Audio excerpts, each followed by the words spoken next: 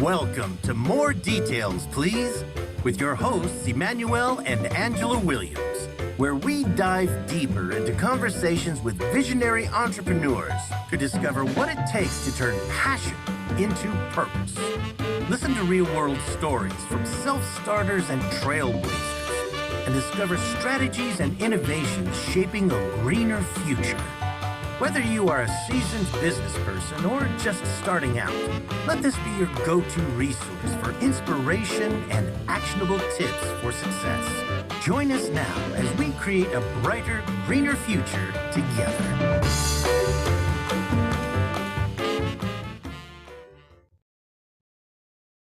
Welcome to More Details, Please, broadcasting live in the Phoenix Business Radio X studios in Tempe, Arizona, where we help entrepreneurs turn their passion into purpose. We're your hosts, Angela and Emmanuel Williams. And today we have with us, and I'm so excited, Joe Gonzalez and Stephanie Gonzalez. But let me just tell you a little bit about them after Emmanuel says a word or two. Well, I would just say I'm really excited. You know, this is a conversation. We normally have really in-depth conversations, that we have an opportunity today to share some of our nuggets of wisdom so that our listeners can learn from some of the wisdom and the knowledge that we bring to this conversation. You know, the theme of this podcast is connecting with entrepreneurs to turn their passion into purpose. It's the things that we love and enjoy doing, and being able to bring it into manifestation to allow other people to be a part of it and to share our talents and gifts with people. So I'm really, really excited to have one of my favorite couples that we sit down and talk and have in-depth conversations here today. So thank you guys for being here. Our pleasure. Thank you. All right. So you have local entrepreneurs with 30 years of experience in driving sales and profits. Joe, multi-unit retail executive with and Stephanie with more than 16 years. She's probably going to 20 years of experience in licensing, building brands, and marketing. These entrepreneurs, which we have known for over 7 years, we're so excited. This conversation that we're going to let our listeners listen in on is a part two. About a month ago, we spent some time having breakfast at the original, right, Joe? Original Sunrise Cafe in Las Vegas. And now we get the opportunity to continue that conversation. So today we're going to talk about how Stephanie is a certified dog trainer. I thought I'd mention that. We're going to talk about how dog training relates to entrepreneurship and business ownership. So we're really going to get into it, but we'll start off with the basics so our listeners can know who they're talking to. Stephanie, first, tell us about yourself, specifically your career path, and how did you get to where you are today? So I actually went to college for the entertainment business and business marketing for sales. Ended up in Los Angeles doing consumer products for the entertainment business. Did that for 25 years. And the last company I worked with, they were bought by a larger company, and that was the writing on the wall. I decided I wanted to do something different. I looked at a lot of alternatives within my community. I decided I wanted to be of service. That was my next step in life, was to be of real service, to start my legacy of what my imprint was going to be after I left. And I looked at autism with kids, working with them, the elderly, and I decided that dogs really need to be advocated for, and a lot more service to animals, especially our home canine pets. We do spend more money on our pets than we do our own kids, but yet we don't treat our pets in some instances as well as we treat our kids. So I decided to build my life at this point, educating people how dogs are so similar to people in our emotional capacity of dealing with what I call Manhattan, which is the real world. So I've dedicated the last 7 years of my life educating dog enthusiasts who can accidentally hurt our pups to dog educated, which means they are saving our pups. That is my primary goal. Awesome. Thank you, Stephanie. Roof, roof. Joe. Yeah, so I out of high school, I was a musician for a couple years, and then I landed in retail. My first retail job was warehouse music and video stores, and I spent 17 years with them, worked my way up into multi-level management positions, and then spent a good 30 years working for different retailers, executive level leadership. I've had as many as 500-600 employees reporting to me, hundreds of millions in sales for companies like Circuit City, Office Depot, and others. And around 2014, 2015, I too started thinking about my future. And is this what I really want to be doing for the next 20, 30, however many years I decide to work? And I just didn't have the passion for it anymore. I didn't have the drive, the hours were brutal, 60, 70-hour weeks, travel. And I really started thinking about, having a business of my own and branching out and just trying something different. I have a creative spirit from my musical side. I like to invent things, try things, provide solutions. And then, I came across Angela and Emmanuel as I was looking at different opportunities in the franchise world, and decided that Detail Experts was really a good fit for me. Being a car enthusiast, being a technology enthusiast, really connecting with the USP around steam cleaning and environmentally friendly. It checked all the boxes for me, just felt like the right fit. And here I am 7 years later, kind of gradually worked my way into VP of operations position and really help Angela and Emmanuel, run the company and grow the company. So I enjoy what I do. And we are so excited to have both Joe and Stephanie as a part of the future leadership of the company. So I know Emmanuel's going to jump in, but I have to ask this question. So Stephanie, as a dog trainer, what are some of the things that you've learned about yourself? And what are some of the things that you've learned about how you relate to others? That is an excellent question. First of all, when I decided to become a dog trainer, Joe flatly told me that I was not going to be able to do it because of my prior career, an A personality, no patience, very direct, urgency in everything. And my biggest hurdle was patience. And I took that very seriously because I realized after some deep searching, I did not have patience and I did not know what I was going to do. But I decided that was going to be my next challenge. My next growth was to be able to become patient as I grew older instead of being so high strung. So I convinced him that, yes, I was going to do it and I was going to do everything I could. I went to school, got through my mentorship. I was training my mentorship dog, living in LA. It was a commute to get to him. I had to work with him for 6 months, every day from 9 to 10.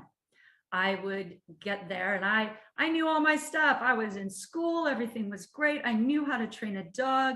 I have a natural ability to really connect with dogs very quick.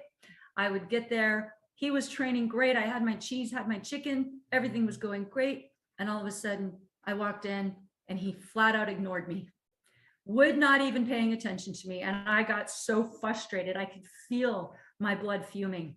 And I stomped out of there and I got in my car and I was about ready to drive. And I all of a sudden literally felt a slap in the face from Joe. And I went, patience.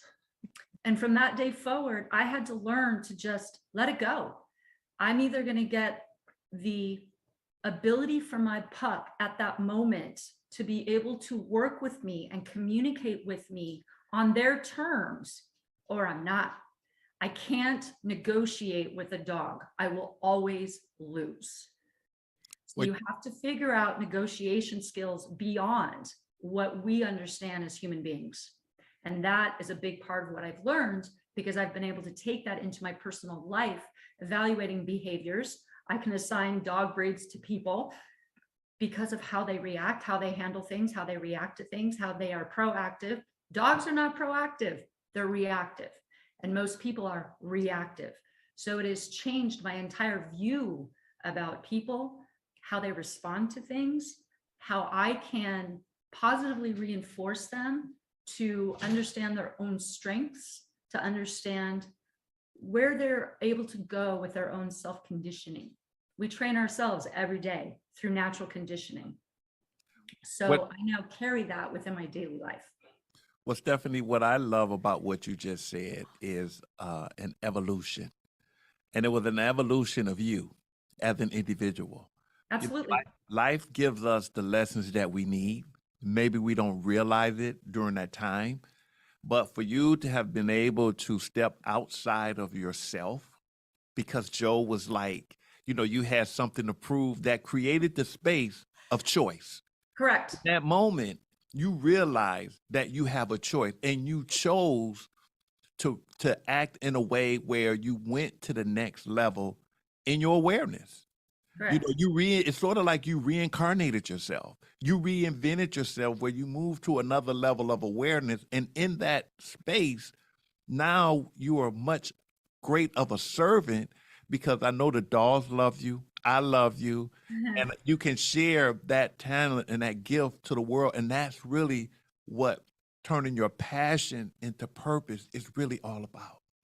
Absolutely. My purpose is, it's not dogs, it's also people, letting them know that there's not enough love in this world. And part of being a dog trainer is trying to reach people through their mutual respect and love of canines. And if I can try to get them to love even more through their canines, I know that that will pass forward into their daily lives. It's a transmission of love through another vessel. I just had to figure out what that vessel was. What the beautiful part about it is that your husband is an entrepreneur. He has so many different talents. You've evolved to another level of, I would say, of awakening in terms of your ability to connect in another world where you can serve. And as an entrepreneur, your husband as an entrepreneur, and you as a professional dog trainer, how has you been able to see certain things that Joe may go through to be of assistance in helping him based on maybe how you train dogs? Or Wait, hold on. I think we should let Joe answer that, and then Stephanie can have her perspective. Okay, go ahead, Joe. So repeat that question again. How has she helped me? Yes, in her evolution as a dog trainer, and then realizing her purpose, and you guys being the wonderful couple that you are. You've been together for a long time, and you guys know each other. How has her evolution of dealing with dogs helped you as a business owner? Yeah, well, I think it again comes back to patience and being aware of your surroundings, and being aware of what you can and can't control. And that to me has been sort of a lifelong journey. I'm still learning, what I can and can't control. I often say and I read this in a book somewhere, so I'm plagiarizing, but I often tell people that there's really only 3 things you can control, and that is your thoughts, what you think, what you say, and what you do. Anything outside of that is beyond your control. I can't control your thoughts. I can't control what you think. I can't make you do something. I can't make you feel a certain way. So with animals, it's really all about that. It's being aware of their temperament, being aware of the mood they're in. Right now, our dog is in the mood to play. Well, I hear him over there whining a little bit because he wants a toy, right? And so it's listening, it's being aware, and then it's, you talk about this a lot, Emmanuel, it's being aware of yourself and how you react to that. So, I could yell at him right now to stop. That's not going to work. I could go get him a toy. That'll probably keep him quiet for a little while. I can ignore him to try to teach him that behavior is not working for me, right? There are options for everything we react to. And so in watching Stephanie and how she deals with animals, I've learned that that's a never-ending process with people, with animals. I've made mistakes. I've been bitten by this dog that we rescued within the last year because I didn't understand his temperament and his moods and what was threatening to him. And so So it's not just what I've learned, it's what I'm continuing to learn. And it's a journey. It's just continuing to be aware of what's going on around you and understanding that you can't force things to happen. Sometimes you have to let them happen. You can encourage and you can be open, but you have to sort of let things happen as they're supposed to. And it's not about forcing things to happen. All If right, I this may is not gonna interject- wait. This is not gonna come out right, but I'm just gonna say it anyway. Stephanie, how has your dog training helped you train Joe? So no, so that is a really great question. But what I do want to interject for just one moment in terms of Joe's analysis, which is absolutely fantastic. I think one thing though that beyond that, one of the things that I teach dogs is focus. And with us as human beings, to me, focus means observation. And we don't observe enough before we make opinions, before we make judgments, before we ask questions. We don't observe the person we're looking at, their body language. When Joe is talking about how to look at an individual, you need to look at their actual body language. When I'm working with a dog, dogs are pure emotion, pure emotion. They will never be proactive. They will always be reactive. They don't have a way to put their emotions in a box and dissect them. Everything that they do, every body language, every sniff, every ear twitch, every tail is a conversation that they're trying to have with us. If we're not paying attention, are not observant of that language, we're not listening. We have to be able to listen to the silent language that comes out from people. People have a silent language and we do not observe it. And that's where we run into issues of disrespect, of not understanding tone, of not being able to relate on certain levels. But all of that comes out of our own temperaments, our own conditioning, everything that we have preconceived. A dog has nothing preconceived. To them, everything is on the moment. And we have to observe that. And I don't think we do enough observation of people. If we did, if we understood their body language a lot more, we'd have much more productive conversations. There would be much less disagreements.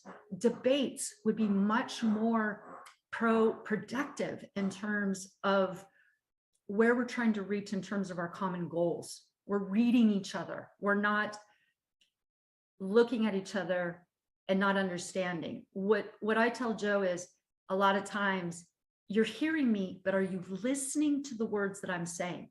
So you're standing in front of me having a conversation. Am I listening to your body language? Am I looking at who I am talking to and actually seeing the entire sentence, the entire paragraph of a human?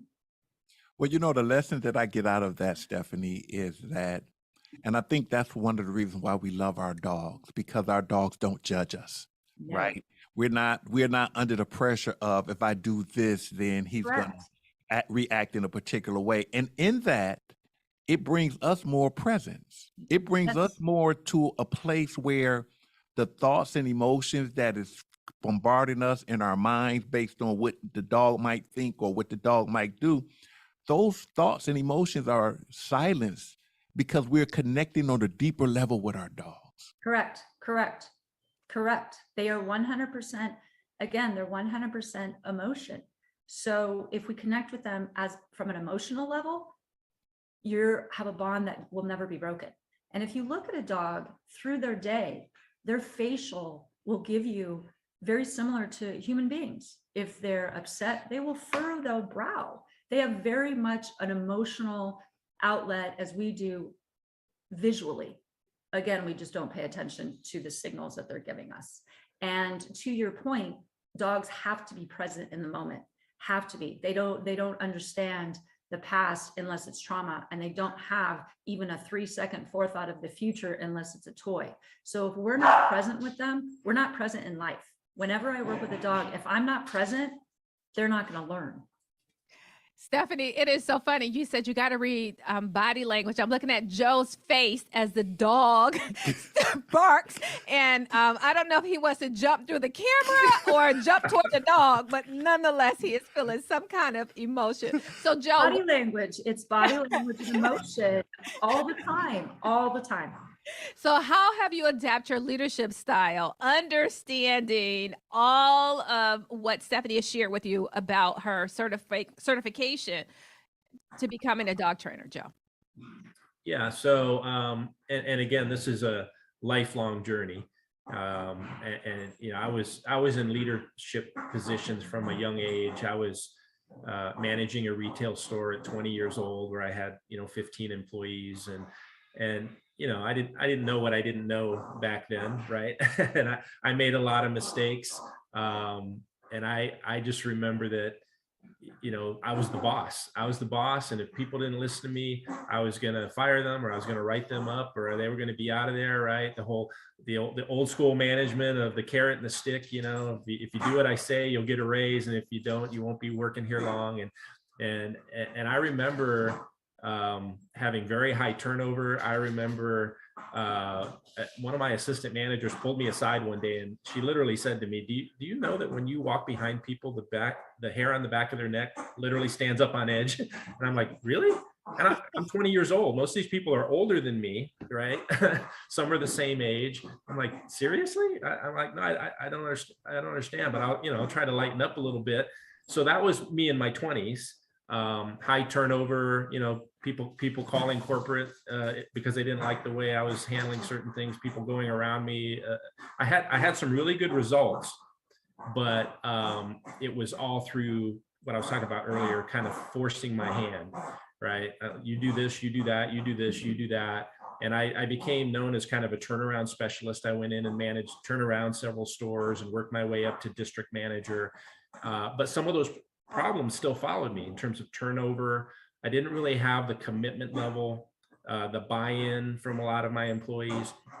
And gradually, you know, I read a lot of books and leadership seminars, and gradually over time, I really started to understand that it is about connection. It is about support. It's about inspiring and getting people to self-discover, right? Self-discover and find that intrinsic motivation, find what it is that makes people want to be excited about work and want to do a good job, and really taking a step back and getting people to think on their own, find solutions on their own, and become leaders of themselves, and becoming more of a servant leader, really, you know, taking a step back instead of being a dictator, being more of a supportive servant leader. And then from there, obviously, with Stephanie and the dog training, it's just enhanced that even more, in that, you know, now it's being more aware of the nonverbal cues, the tone, the things that people don't say are sometimes just as important as the things they do say. And so being able to read situations, there is a skill to that, you know, I think, and it's one that's probably not widely taught. I mean, you can read books on neurolinguistics and body language and all these types of things and get a sense for it, but it's really a practiced skill, and again, a lifelong journey. But for me, you know, I am proud to say I've changed and I've improved as a leader. And I think really over the last 10, 15 years, I've developed to a point where most, not all, but most people who've worked for me would say that they really enjoyed working for me, that they felt I was a very strong leader, that they learned a lot, they developed a lot. And I've used people as references who've worked for me, and I still keep in touch with a lot of them because I have that connection now. And it is about serving that greater purpose of helping people grow beyond what they think they're capable of. And so for me, that's kind of how it's all come together, is just taking that step back, being aware, and being more of service and more supportive, and helping people self-discover through questions. I ask a lot of questions when I'm talking to people. I'm sorry. Yeah. Was there a particular moment that you can remember when you had that aha moment, when whether it's something happened that you was able to make that shift when the thought of choice came into existence, when that light came on to say, wait a minute, the things that I was doing before is not working as well for me.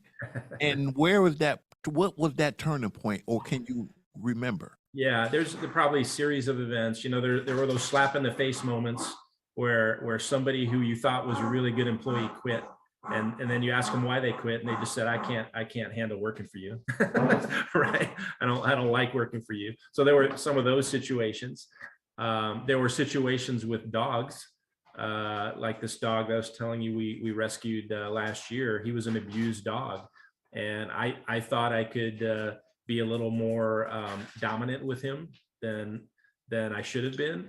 And he let me know that wasn't okay. He bit my hand up in several places, and that was within the first few weeks of us, you know, bringing him into our home. But we realized, you know, he's got his own thing going on. He's afraid. He's been abused, and you have to be aware of that. You have to adapt your style. So from a leadership standpoint, yeah, it was a combination of some aha moments, some slaps in the face, 360, you know, surveys and those types of things, high turnover. And then it was also some books, you know, some workshops, Ken Blanchard's situational leadership. I remember going through a week or 2 week long workshop about adapting your style. I remember going through some coaching leadership training with Circuit City, where we did a lot of role play and literally practiced how to coach individuals and coach situations in a way that again facilitates self-discovery through asking questions and getting people to understand what the opportunity is and come up with solutions on their own instead of telling people what the solution is. So it's a lot of the same thing with dogs. It's not about telling them what to do. It's rewarding them when they do the right thing, those positive reinforcements. I trained him really well. That's what I'm saying. He's doing my speak for me right now. When they start to do the right thing and they get a reward for it, guess what happens? They start doing the right thing more often. I taught our dog Toby a command called place. So there's a laundry room that I want him to go to sometimes because he gets reactive at the front door when people knock, right? So I taught him how to go to his place. So I can say place and he'll run in his place. He knows his place. And it started with just the smallest little reward, right? I just started with some treats in my hand, and he would step foot in there and I'd throw a treat on the floor. And then he'd go back in there again, I'd throw a treat on the floor. And before you know it, now he's standing in there waiting for more treats, right? And then I back up and gradually introduce the word and say place as I throw in treats in there. And it's a very slow, patient, gradual process. But when you do it right, it becomes automatic. And it's not done through fear. It's not done through intimidation. It's all done through positive reinforcement. So that's the dog aspect of it. And people are the same way. People will respond in a leadership situation to fear or to threats or to intimidation, and they may do what you want them to do when you're looking. But how do you get them to do what you want them to do when you're not looking? And how do you get them to do it from a place of love and a place of commitment and a place of purpose? That is something that takes longer, and you have to be patient. And there's an approach to that that's much different than accountability. Accountability is always, that word is thrown around as, you know, consequences, right? It's punishment if you do bad, or positive accountability. You get a promotion if you do good. What about self-accountability, right? And how do you create self-accountability? It's through a lot of the things that we're talking about in terms of behaviors, and it has to come from a positive place. So Angela, I know you asked me and then you paused. What have I done to positively reinforce Joe's training? Okay. She thinks I'm a dog sometimes. No, well, I think everybody is a dog, and I think everybody can be trained. How can people be trained? Through love. And how I adapted that with Joe was, in positive reinforcement training, there's two concepts. One is a dog will never know the difference between right and wrong. People do. So you have to figure out how to get them to understand right and wrong where they can understand it. Okay. Because dogs will never. Dogs only think in terms of safety and danger. People can go ahead and analyze that, and that's fine. So when you want someone to start to capture, which is what Joe's talking about, Toby captured, started to understand what he wanted after repetition. He captured that behavior. So with Joe, if instead of focusing on, and this is positive reinforcement, instead of always focusing on the issue that you want to stop, you want to start to get somebody else to do something else instead, something more positive. Instead of focusing on, I don't like that their attitude at work, or they come in late, or whatever that problem behavior is in your mind, instead of focusing so much on that, let's start focusing on something else different that we do want. So for instance, if I wanted him to alter maybe a tone of voice that I didn't appreciate, I would then let him know through love, can we go ahead and practice not doing that? And as we practice and practice, next thing we know, he's not doing it anymore. But I don't have to tell him to stop doing it. Every time he doesn't do it, I say, I love you so much. Thank you for taking care of me. And the more I tell him, I love you so much. Thank you for taking care of me on these little things that he is doing. Now it's just naturally coming. And I don't have to ask questions, and I don't have to beg, and I don't have to, because I've gotten rid of all that narrative in his brain of I have to. Instead of it's like, now I want to because I feel loved. She loves me. So that's part of positive reinforcement. Also with dogs is affection. They love affection, and so do people. And so do people. What you know, Stephanie, I love that scenario. The dog bark right on cue. I just want to note that. You know, I love that scenario because I want our listening audience to understand the conversation that we're having can go to different depths of a level of awareness. And when you talk about love, you know, everybody perceives love in a particular way. Whatever their perception of love is. But what I get from you is having the ability to be able to watch what you feel and be able to be aware enough to be able to understand what your partner is going through, and having the temperament and the patience to respond, not react, in a way that is constructive, continuous behavior, questioning and talking communication. Called behavior modification. Is that what it is? Okay. That's the actual term, behavior modification. And that's what, you know, when you said love, because I know you have love for Joe, but I want our listening audience to understand that love is an action. And a lot of times love is being able to understand people, be able to see people's faults and see their needs. Correct. Be able to see through their ego in a way where it creates space so that you can bring a positive reinforcement in and however it unfolds. Correct. So that is a beautiful aspect of that. And when you take that type of initiative into a workplace where you have employees and you see certain employees got good attributes, some employees got negative attributes, but you're able to love them enough to not judge them, but to be able to see their strong points and help them become stronger in those areas and be able to help them with their weaker areas as well. That creates an environment of love.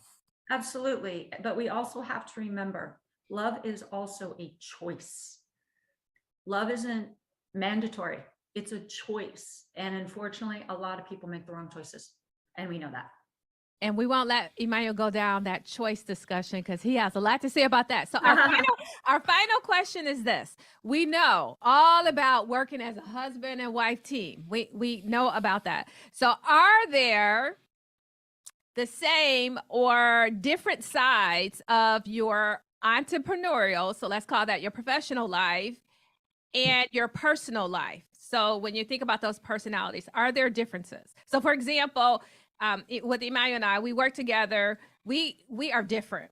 But on the same note, we are a team. I'm the bean counter in the group, so I want specifics, has to be to the penny. He is an innovator, so he's creative and always has a whole lot of ideas. How do you guys take that situation? I'm working in a business aspect, I have a certain personality, and I'm working personally. Tell us about you. That's our final question for today. Okay, Angela, simple. Joe is your mirror Yes. and Emmanuel is mine.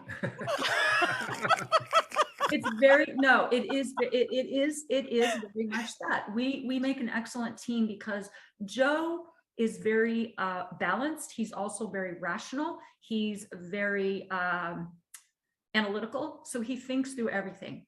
I am very much of, coming from marketing, I'm very much of a pasta on the wall type of girl. Let's see how much we can throw up on the wall, because something is always going to stick. And that's why we work so well together. When I throw enough on the wall that he finally, we're in a groove, he takes one side, which is very easy, because I'd like to wrap it up on one part in terms of how dogs work. Dogs aren't necessarily a pack. They work as a team. And what the goal is in regards to the pack, whether it is the mom wanting to find space to have her litter of puppies, or if it's the male that needs to go hunting, they take turns because of what's most important at that particular time. Joe and I take turns as to what is the most important at that particular time of who's in the lead. If I'm on that creative side, he gives me that exploratory ability. On the analytical side, I trust him so much that together we create a yin yang, we create a whole. Yeah, my response to that would be, and I interpret it slightly differently, but I do have my work persona and I have my home persona. I would say I'm probably much more patient at work than I am at home. That's true. Yes. And I don't know if that's a control thing. You know, I like control of my space and my time and my energy. And in work environment, I don't want to say I'm go with the flow, but I'm much more patient. I'm much more accepting of how things are and where they need to go and how we're going to get there. At home, if something's not right, I have a shorter fuse, put it that way. You know, and so it's something I'm working on. You know, it's one of those balance things again. We probably should be the same at home as we are in work, but you know, you probably get as you get closer within my circle, you see more of those flaws, you know, and you see more of those things. And I'm just not as patient. I just admit it. I'm just not as patient in my personal space. Somebody invades my personal space or things aren't going quite right. I'm very aggressive about it. And so yes, he is. He becomes a pit bull. Yeah, she calls me a Rottweiler. That's my breed. That so I'm very loyal. I'm very loving, very protective. But he will attack, and when he attacks, it's bad. I can also be fierce if my family's threatened or my situation's threatened. I can be. I don't know if ruthless is too strong a word. No, you can be ruthless. I can be. Ruthless. I can be aggressive. Yeah. So, but. To Emmanuel's point, it's being aware of it, right? And understanding that it is a choice. And whether it's home or work, we have to recognize that you need to take that space and be aware and understand that we have a choice. We have a choice to respond rather than react. And so, again, it's a lifelong journey. It's applying everything we've talked about here today, you know, at every level. Well, I'm really appreciative that you guys were able to spend some time with us because, you know, one of the things that we really want our listeners to do is to be able to pick up some of these nuggets of wisdom. You know, a lot of times people are in situations and circumstances where they don't feel like they have a choice. And they don't feel like they have a choice is because they don't have enough light to be able to see that they do have a choice. They're not in an acceptance mode. And so your journey and our journey is a light that people can hear and get information and get wisdom so that they can make their lives better. So we want to thank you guys for your journey, and we want to thank you guys for sharing all of your wisdom and knowledge and experience with us today so that turning your passion into purpose is really being a light to the world and making the world a better place. So we thank you guys for that. Thank you so much. I am actually humbled and honored. Thank you. I don't get a lot of time to express passion about dogs. I hope that your listeners, through their love of canines, can take something away from this and try to apply that love and positive reinforcement to their families, their friends, and strangers. Strangers, if a little bit of love and kindness, it does go. Even if it's one person, that's one person. Awesome. You've been listening to the Phoenix Business Radio. This podcast is brought to you by Detail Experts, the mobile steam cleaning company that saves the planet one franchise at a time. Until next time, we're Angela and Emmanuel Williams. Thank you for listening to More Details, Please, presented by Emmanuel and Angela Williams from Detail Experts, the mobile steam cleaning company dedicated to protecting the planet. Be sure to subscribe to More Details, Please on your favorite podcast platform. You can also follow us on Facebook at Detail Experts and visit detailexperts.net. That's DETAILXPERTS.net. We hope you've gained some valuable insights from our conversations today. Stay driven by curiosity, and we'll bring you more details next time.